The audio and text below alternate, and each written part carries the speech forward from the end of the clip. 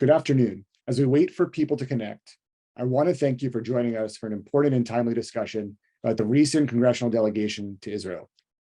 I'm Joel Wenger, the political director for Democratic Majority for Israel. On behalf of our entire staff, our president and CEO, Mark Melman, and our board and board co-chairs, Todd Richmond and Ann Lewis, welcome. I want to take a moment to acknowledge the significance of the day and that all those are impacted, that have been impacted, are in our thoughts. Before I turn it over to our board member, Anton Gunn, to introduce our distinguished guests for today's program, I want to go over a few housekeeping items. If you like what you're hearing today, please check us out on social media. We're on Twitter, Facebook, and Instagram. You can sign up for our news and updates on our website, dmfi.org. If you want to ask a question, submit it through the Q&A feature on your Zoom interface. And if you're on Facebook, you can enter it into the comments section. With that, I'm excited to introduce DMFI board member Anton Gunn to introduce our distinguished guest today and who will talk about their recent trip to Israel. Anton? Thank you so very much, Joel. I am so glad and excited to introduce Congressman Don Davis. Representative Davis is a freshman congressman representing North Carolina's 1st District. During his time in Congress, he's already worked to co-sponsor bills that expand the Abraham Accords and advance U.S.-Israel partnerships in areas like our military and in the healthcare and technology sectors. Before he was in Congress, he was the youngest mayor of Snow Hill, North Carolina at age 29, and a post that he served in for 7 years. He was also elected to the North Carolina State Senate, where he served 6 terms. Representative Davis attended the United States Air Force Academy and went on to serve 8 years in the Air Force as a first lieutenant. He supported families of the military members killed in action. We want to thank him for his service to our country, and we're delighted to be joined by Congressman Davis today. Congressman? Hey, it's such a pleasure to be with you today, and I want to thank in particular DMFI for all that you're doing to make a difference and to help to strengthen the U.S.-Israel relationship. Also would like to give special recognition to my good friend and colleague, Greg. Truly a pleasure to be able to join you today. I'd like to take some time and share about my experience in Israel. This was my first experience, my first time traveling to Israel. And oh, wow, it was an amazing experience. Being a member of the House Armed Services Committee, and in particular, having served as a veteran of the United States Air Force, I took particular interest in this trip and security assistance. And I must admit that the briefings were amazing. We had a very dynamic presentation by the legal advisor of Israel, Dr. Tal Becker. Did an amazing job at highlighting the history of the Abraham Accords, as well as really laying down the foundation of its significance leading forward into normalization of a potential relationship with Saudi Arabia.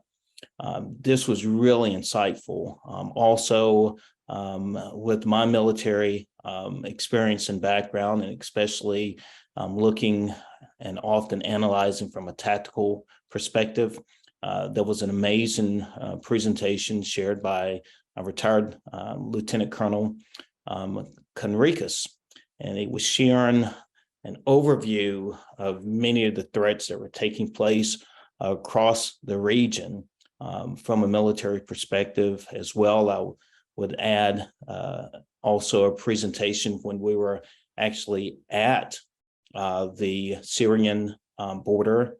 Colonel Eason did an amazing job, retired colonel, sharing again the threats that are often experienced in the area. I would go on to add that being on the ground made a huge difference. You can stay in your office, you can go to a committee meeting, you can even go to the floor of the U.S. House and and cast a vote on these very crucial issues.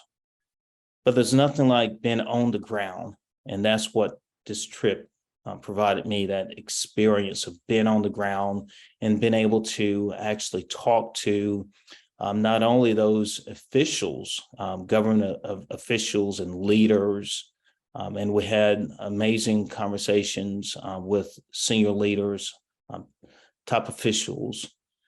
But for me, talking to Shin, a resident in the kibbutz, for instance, near the Gaza border, was very enlightening to actually see missile shells that had fallen in the kibbutz in the area, to see firsthand the importance of the Iron Dome and security assistance. Again, as a member of the Armed Services Committee and weighing important decisions such as, decisions around policy decisions around appropriation levels with Iron Dome and security assistance, it helped remind me of what we're doing and the importance of these programs, the importance, for instance, of supporting nearly $500 million for security assistance, and specifically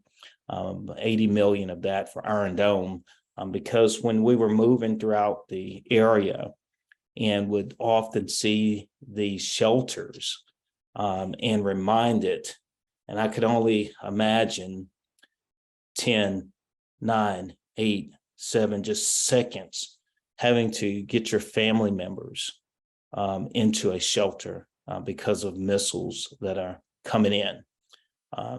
That was very impactful for me, moving.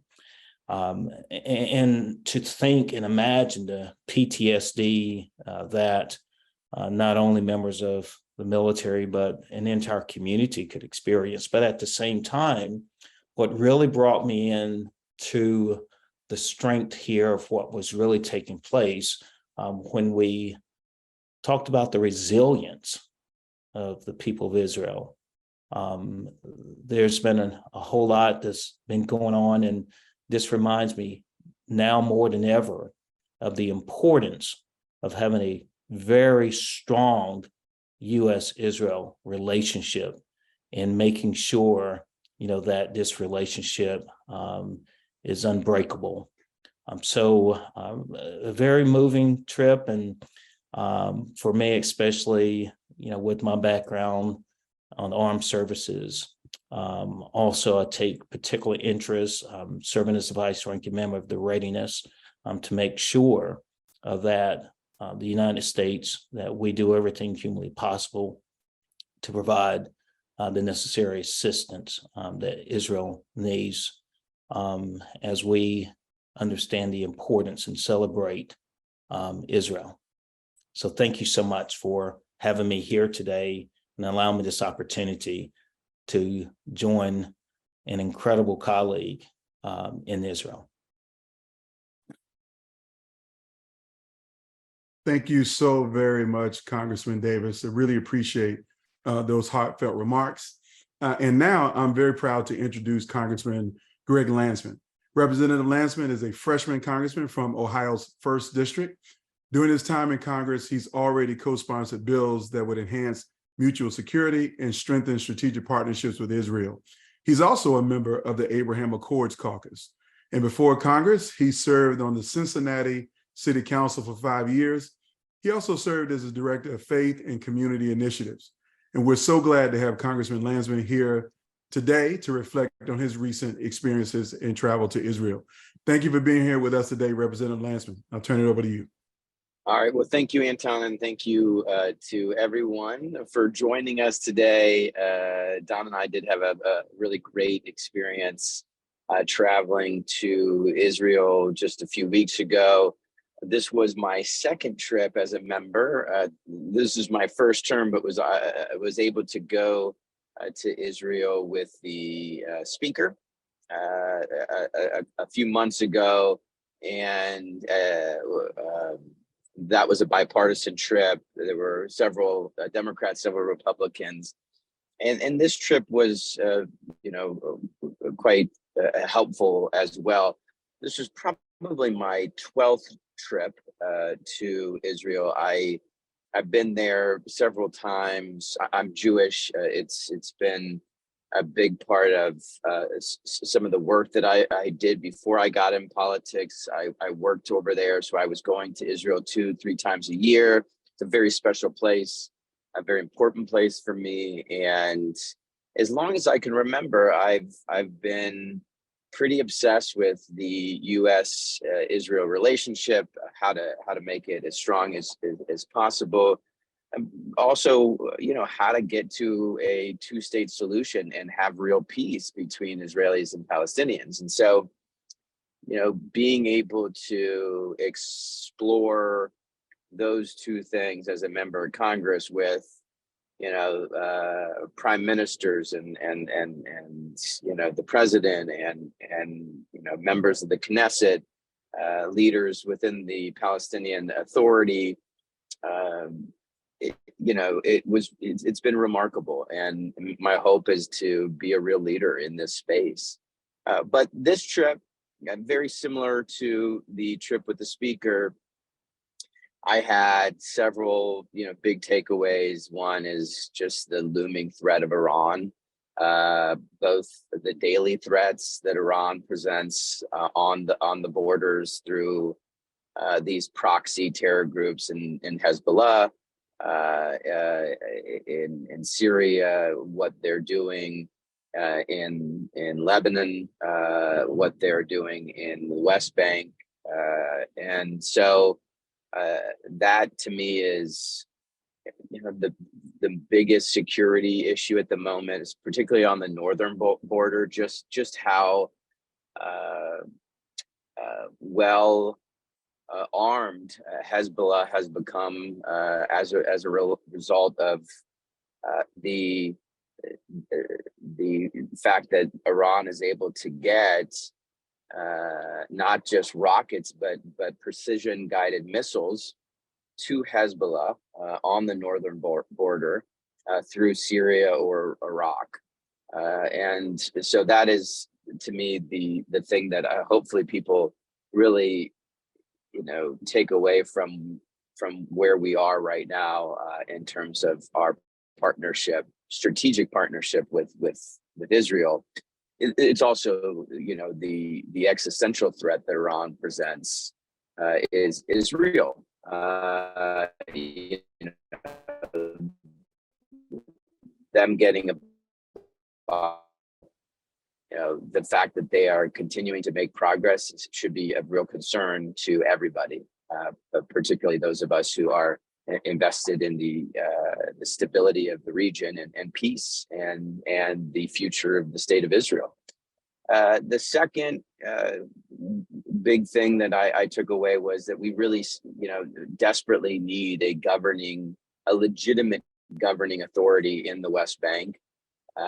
You know, a governing authority that can get these terror groups out of the West Bank and get to a place where Israel has a partner to negotiate a lasting peace.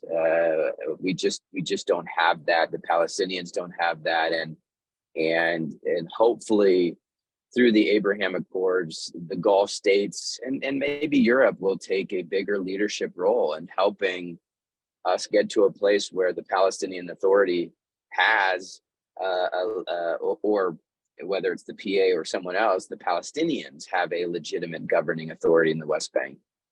The last thing was just this idea of peoplehood and just how much my own Jewish identity is tied to the success of this strategic partnership in the state of Israel. I just every time you go, it gets stronger and stronger, at least for me, and it certainly did this time. And you know, because I know it'll come up, the issue of judicial reform is a serious one. You know, Israel's not alone in confronting these big challenges, and I would just say that the democracy seems to be very, very much alive. with hundreds of thousands of people protesting every week. And in the last election, something like 72% of voters participated. And so I think you're going to see, something, pretty special ultimately emerge from what is, a very scary time. But the democracy certainly has kicked into action. So I'll stop there. And it was really fun, as I said, traveling with Don and a bunch of other freshmen. That's a great way to get to know folks that you're hopefully going to be working with for a long time. Awesome. Thank you so much, Congressman. Really, really appreciated those kind of that overview, and particularly your kind of key takeaways at the end there.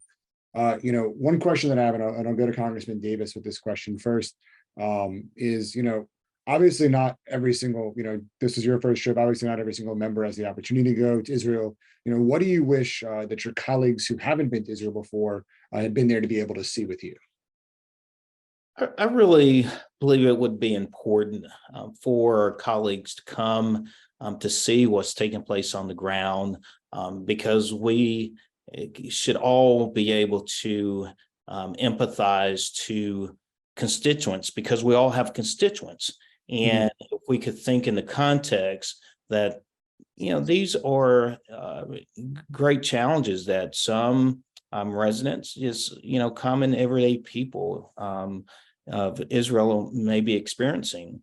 And at the end of the day, there are real threats that are out there, especially when we talk about these, terrorist organizations out there. I mean, to imagine, and Greg, you remember when we went down into a tunnel, and to imagine the magnitude that Hezbollah would take just to exercise a terrorist attack. I mean, that is just great links, and that's why we must have strong support for programs that would help intercept these tunnels. And my understanding, about 6 or so of these tunnels have been intercepted, and these programs are essential, regardless of where anyone will stand politically. It helps to really shine the light of the importance of helping to save lives. And not only that, I believe it would be helpful, for colleagues to come, and this is what I believe a walk away and a takeaway would be. When you talk to the everyday people of Israel, and even, it was a balanced trip to talk to leaders. I believe you would also see the diversity in ideas, opinion, and as Greg really highlighted, even with the judicial reform, scenarios, but beyond that, this is still a democracy at the end of the day. And I really believe that colleagues would just be incredibly impressed and moved by the hands-on experience and conversations, and engaging knee deep into the culture and what's taking place. And I truly believe anyone that may go with an open mind, or anyone that may be on the fence, may come back with more clarity on why the U.S.-Israel relationship is so important. Awesome. Congressman Landsman, the same question for you. What's one of the things that you wish some of your colleagues could have been there to see with you from your trip? Yeah. So just so you, and I apologize if I go in and out. I'm driving, and so if I do, just know that we'll pick up. Are you losing me? No, we got you still. Okay, I'll keep. I mean, I think Don made a really good point. You got to see these things to really understand it, and to really appreciate how serious the threat is on the northern border. You got to go there and see these terror tunnels, and the fact that they spent 10 years trying to build these tunnels so that they could invade with battalions. I mean, these are terror armies now, and they have as I said, missile guided weaponry. So it is as serious as it gets. And when you see it, I think it becomes way more real. So that to me is one of the most important things. In the same same is true for going down to the Gaza envelope and seeing the rockets that have been recovered from and what it's like to live in that situation, and why we need to have legitimate governing authorities in the West Bank and in Gaza so that we can get these terror groups out of there and have a lasting peace. But you got to see it. Mm-hmm. Definitely. So Congressman Davis, you alluded to this, and so did Congressman Landsman, about the judicial reforms. I guess, was there any way in particular that these trips changed your understanding of the judicial reforms, whether about the stance of people on the ground or your own perspective on it, Congressman? I would say that the trip itself was very insightful as it pertains to judicial reform. Mm-hmm. But I want to be clear on this. Number one, it highlights democracy that's at its best here in terms of allowing people, which side they land, are able to, let their voices be heard and in a peaceful way. But I can tell you this, and this is what also was very real to me and resonated. And that was that even those on opposing sides that I heard from when I was there on the judicial reform question, everyone still stands united that, yes, some would like to have us weigh in on the question more, but when it comes down to it, they would not like the U.S. to intervene in a way that would place a condition on security assistance, on, what happens with judicial reform.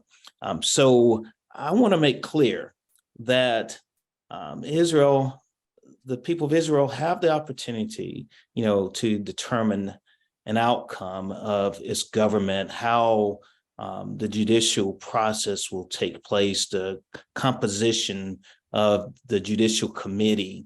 But at the end of the day, this is democracy.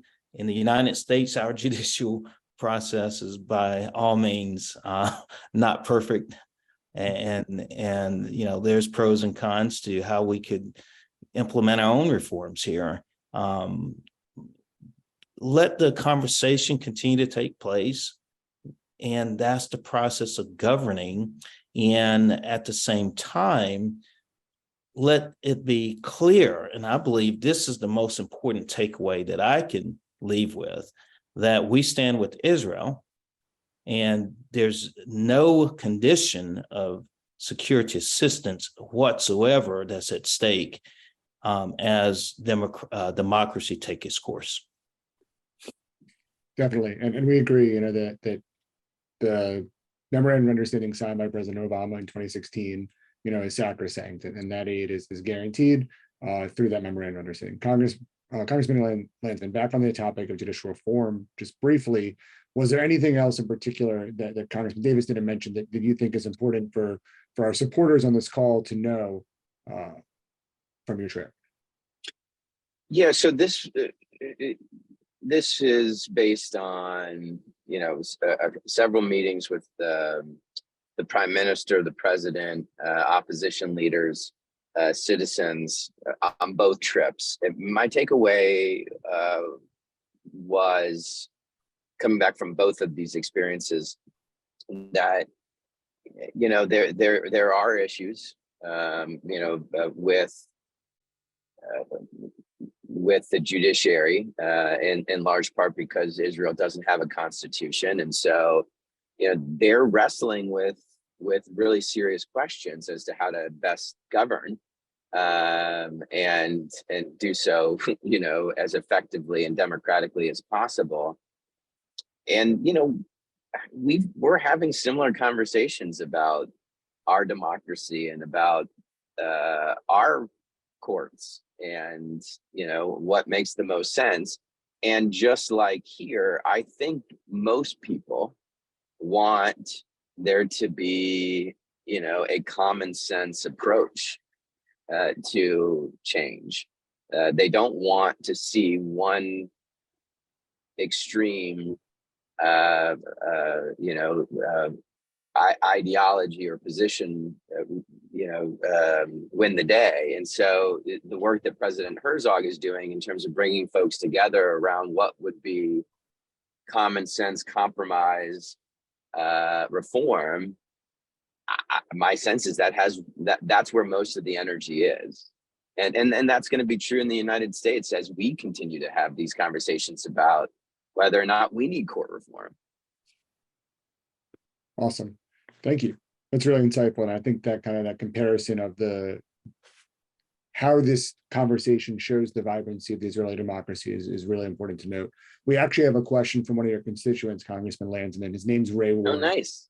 But this question is actually for Congressman Davis. But first he says, I thank both Congressman Davis and Landsman for being a part of this and sharing their experiences. The question I have reflects on a comment made by Congressman Davis on PTSD.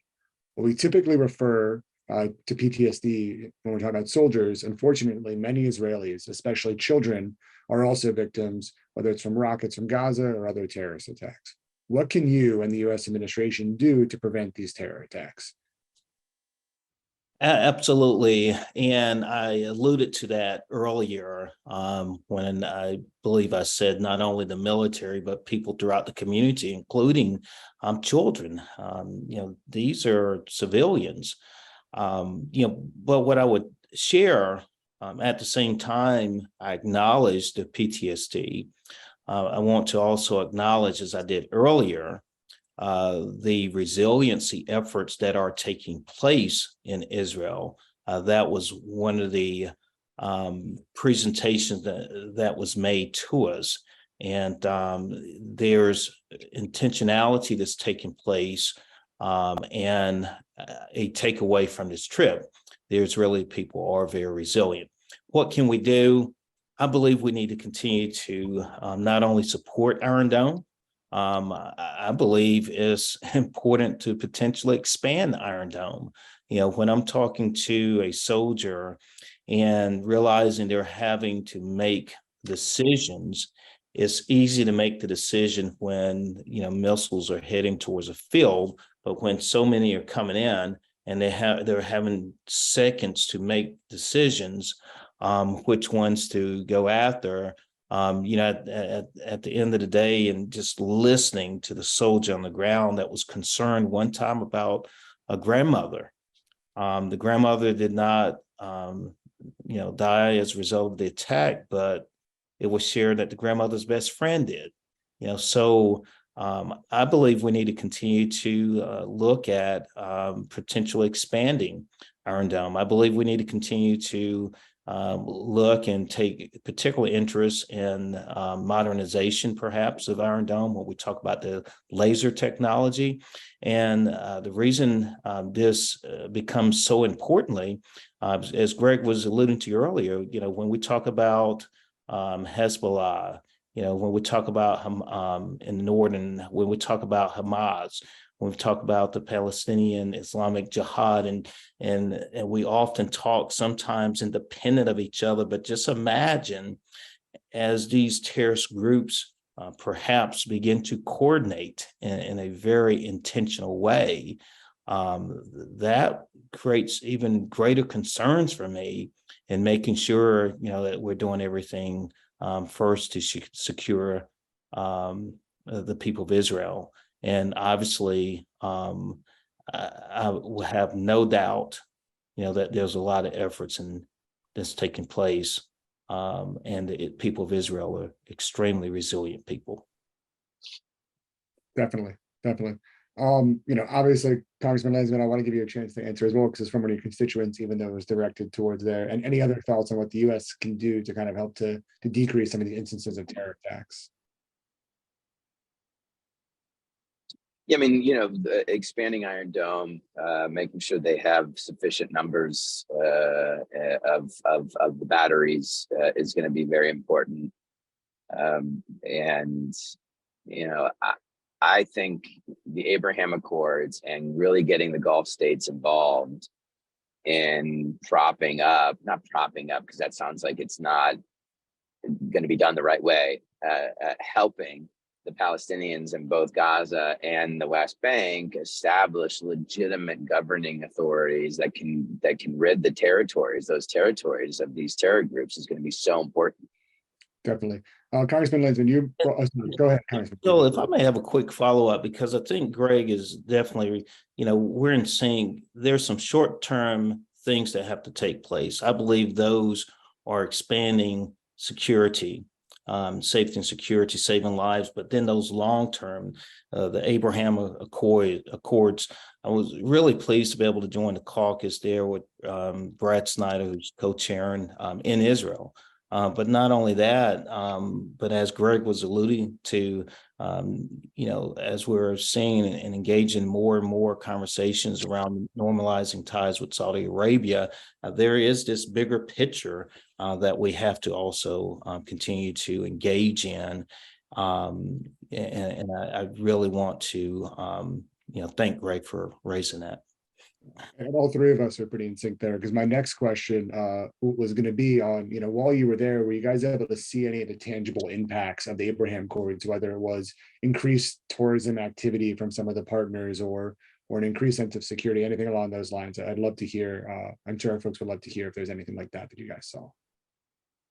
Yeah, we heard from several folks that were involved in industry businesses that are benefiting from or will benefit from the Abraham Accords. On the trip earlier, we were in Jordan and got to meet with the king, and this was top of mind in terms of where he sees the whole region going and how critical these partnerships are going to be.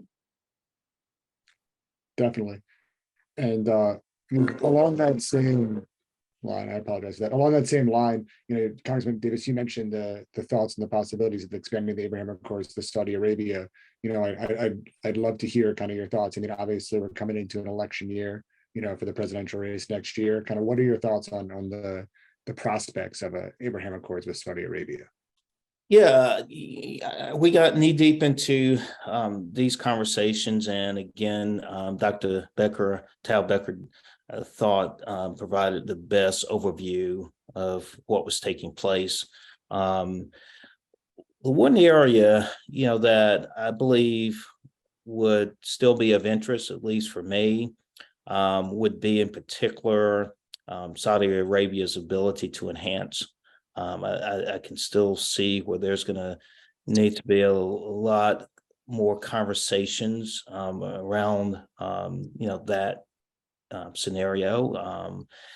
I would also add that I believe it's important for us to continue to engage in the conversation, and I believe, trying to get there sooner than later, because unfortunately, experiences have demonstrated here that once you definitely turn the calendar year and you find that we're knee deep into a presidential election, that it can become so divisive. But I would say that it's important for us to be at the table, and part of my charge would be to continue to encourage the administration and to continue to, as we examine, any negotiations and, what those terms may be. And in particular, a Saudi Arabia type enhancement scenario. I mean, I would have particular interest in that area. Definitely. Yeah, I agree with Don on that. Yeah. Go ahead, Congressman. It's a huge potential, enormous potential, but we got to get it right. Absolutely. We're going to do one more question. And obviously when traveling in Israel, you're faced with the realities on the ground, the facts on the ground. But we as Democrats know the only viable outcome to this conflict is a two-state solution with two states for two peoples. So we'd love to kind of end on a positive note. Let us know, what are some of those, things that gave you hope that possibility is there, and that the people are yearning for. So I'll start with you, Congressman Davis, for this last question. Yeah, it gives me hope that we are still having a conversation. It gives me hope that, from what I heard, many express support for a two-state solution. I believe, then, some may question if there was real commitment of the other side. And, talking to the people, looking at the diversity of the state of Israel, looking at, how people, are beginning to engage, looking at, and this was something that, stood out to me, which I thought was rather, fascinating. And it's for me because I have over 20 years in education as a sociologist. And, one thing that I understand typically, with social movements, a lot of times social movements are driven by young people. So I took particular interest to talk to, young Israelis. At the same time, listening, having those conversations. When you stop talking, when you're no longer hearing two-state solution, then I believe, that's the most dangerous territory. But as long as you're able to talk, even, I'll say it this way, within families don't always see eye to eye, but when you continue to talk, it leads you into that pathway. And again, with the idea of, trying to strengthen the region, through normalizing those ties with Saudi Arabia, that leaves hope as well. Thank you for that, Congressman Landsman. Yeah, mine's going to be very similar. One, the fact that everybody really does seem committed to a two-state solution, at least rhetorically, though I really do believe that most leaders want this. And we'll see, but I think the King of Jordan is going to, play a big role, hopefully. In large part because of the second reason, which is these Abraham Accords, and the fact that these Gulf states are going to get hopefully more involved in these strategic partnerships, and ultimately in what happens in Gaza and the West Bank, most likely the West Bank first, and to help establish that governing authority that has credibility and can create the conditions for a lasting peace. The last thing I'd say is I think more and more people are coming to appreciate just how exploitive Iran has been. And if we can just get folks to all work together to get this, Iranian influence out of the region, we're going to be in a way, way, way, way better place. And so, hopefully more and more people realize just how bad, how much trouble they've caused. Definitely. Well, thank you so much, Congressman Davis and Congressman Landsman, for your time and for everything you guys have done and will continue to do to support the U.S.-Israel relationship in Congress. I'm now going to turn it over to DMFI Board Co-Chair Todd Richmond to close out the event. Well, thank you, Joel, and as always, great job. I want to thank Congressman Davis and Congressman Landsman for taking the time out of their busy schedules to join us for this important discussion. And on behalf of my co-chair, Ann Lewis, and our president and CEO, Mark Mellman, along with our esteemed board member, Anton Gunn, great job, and the rest of our incredible staff, DMFI is so grateful that you could be here today. Thank you. For the past 4 years, Democratic Majority for Israel has demonstrated that continuing to support the U.S.-Israel alliance, which is rooted in shared values and America's natural interests, is both good policy and wise political strategy, even in challenging times. In just 4 years, DMFI has supercharged pro-Israel politics, bringing voice, strength, advocacy, and action to advance the U.S.-Israel relationship both federally and statewide. We are working on the Hill to educate members of Congress and their staff In states like California and North Carolina, where anti-Israel amendments threaten to divide Democrats at party conventions, and in cities across the country, where extreme activists propose a number of anti-Zionist resolutions, DMFI has rallied supporters, educated public officials, and engaged local leaders to successfully defend Israel's legitimacy. We could not do any of this without your support. Your involvement with DMFI helps keep the Democratic Party pro-Israel, and it strengthens the U.S.-Israel relationship, and for that, we are deeply grateful. Please sign up, stay in touch with us at dmfi.org, and follow us on social media at DemMaj4Israel. You can easily see all of that online, and we just wanted to thank you all for a great day and have a wonderful week.